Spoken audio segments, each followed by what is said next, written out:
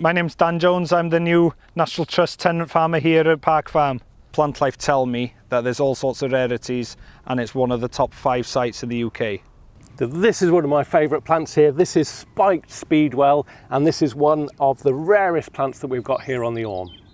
Ac hefyd efo blodau fel yma, tegeiriannau a blodau arall gwmpas mae'n perffaith I pethau fel pilipala a gwenyn a lot o wahanol fath o bywyd gwyllt. And this is why we need the grazing on the Orme to keep this shrubby vegetation down, keep the grassland nice and open and allow wonderful plants like this space to grow. Too much grazing in certain areas and the flowers wouldn't stand a chance. So I monitor the grazing and move the sheep on when they've done their job. Ensuring this beautiful landscape for everybody to enjoy would not be possible without the support of you guys. So from me, diolch yn fawr iawn, thank you very much.